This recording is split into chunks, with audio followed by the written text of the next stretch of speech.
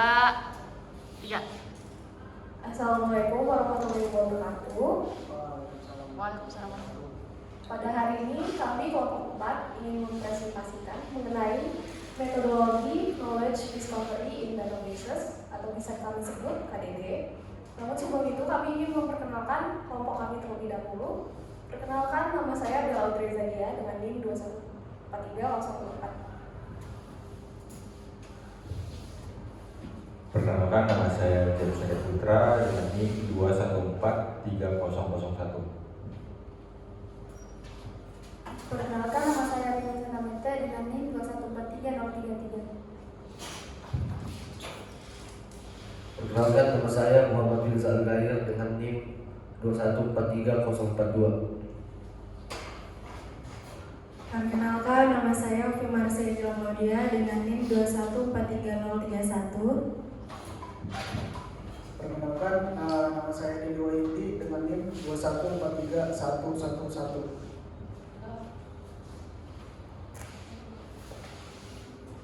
Baik, saya akan menjelaskan topik apa saja yang akan kami bahas.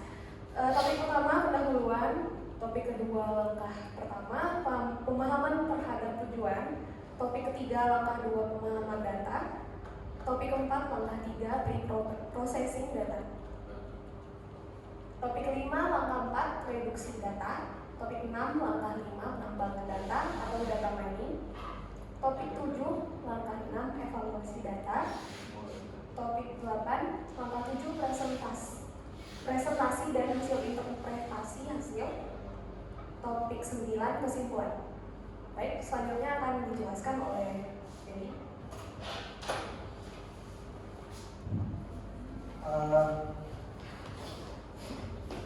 Saya akan memulai dari pendahuluan. Di pendahuluan ada 3. Yang pertama ada definisi KDD. Apa itu definisi KDD?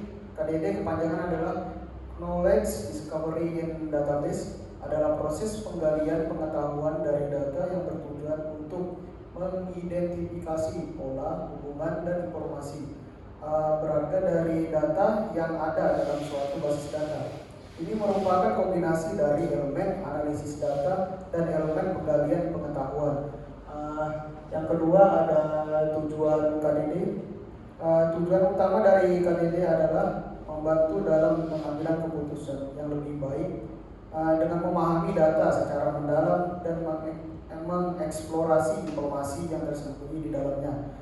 Selanjutnya yang terakhir, proses KDD secara umum. Proses KDD terdiri dari langkah-langkah yang terstruktur, dimulai dari pemahaman tujuan hingga interpretasi hasil dari data yang dianalisis. Masuk ke langkah 1, yaitu pemahaman terhadap tujuan. Yang pertama, mengidentifikasi tujuan penelitian atau analisis. Yang dimana artinya pemahaman yang jelas mengenai tujuan penelitian atau analisis adalah langkah awal penting dalam KDD ini, membantu menetapkan arah dan fokus analisis data.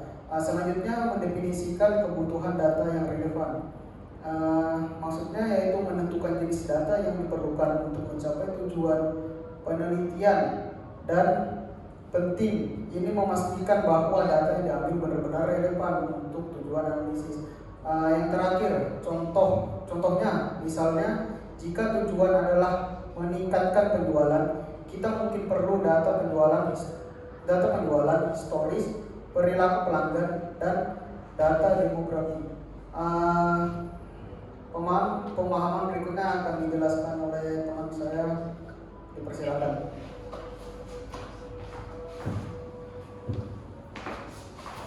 Oke, selanjutnya ada langkah kedua, pemahaman data. Yang pertama ada pengumpulan data. Proses pengumpulan data melibatkan mendapatkan data dari berbagai sumber sesuai dengan kebutuhan penelitian atau analisis. Selanjutnya ada eksplorasi data atau exploratory data analisis. Eksplorasi data adalah proses memahami karakteristik data seperti pola, distribusi, dan hubungan antar variabel untuk membantu memahami struktur dan konten data. Contohnya adalah dalam pengumpulan data untuk analisis penjualan, dapat digunakan eksplorasi data terkait penjualan harian, musiman, atau tren yang ada. Langkah ketiga, preprocessing data. Yang pertama adalah integrasi data. Integrasi data adalah proses menggabungkan data dari berbagai sumber ke dalam satu tempat yang terpadu. Pembersihan yang selanjutnya adalah pembersihan data. Pembersihan data melibatkan identifikasi dan perbaikan data yang salah, hilang, atau tidak konsisten untuk memastikan kualitas data yang baik. Selanjutnya adalah transformasi data.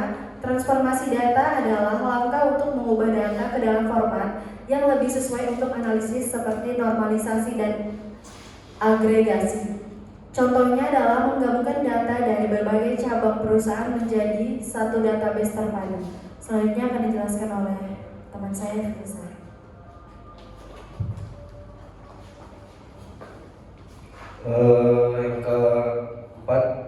Langkah 4, reduksi data. Ada dua, yaitu reduksi dimensi data dan seleksi fitur. Reduksi dimensi data melibatkan pengurangan kompleksitas data dengan mempertahankan informasi penting.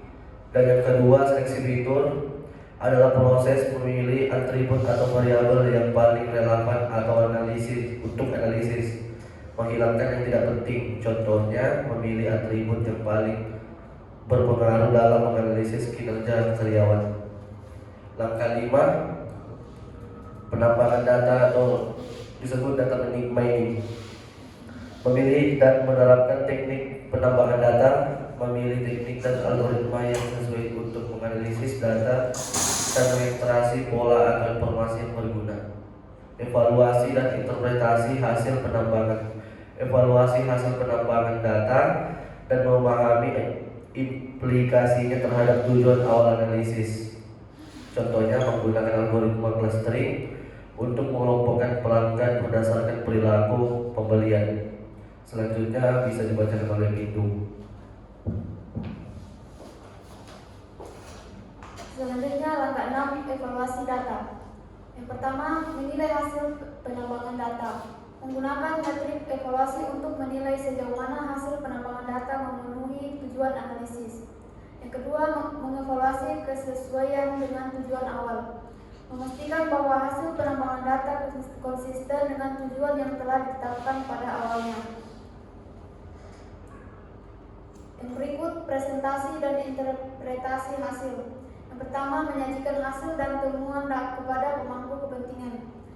Menyajikan hasil penambangan data dengan jelas dan informatif kepada orang yang berkepentingan untuk membantu pengambilan keputusan. Yang kedua, menafsirkan hasil dan mengambil keputusan berdasarkan hasil KDD.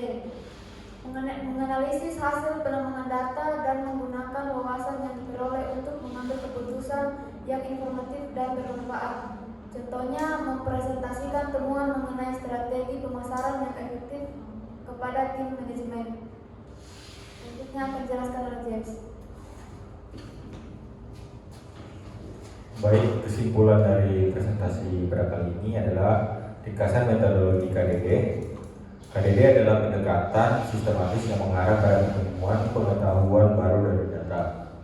Dengan mengikuti langkah-langkah KDD dengan cermat, kita dapat mengoptimalkan penggunaan data untuk mendukung pengambilan keputusan yang lebih baik.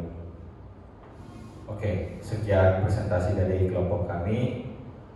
Terima kasih. Kan?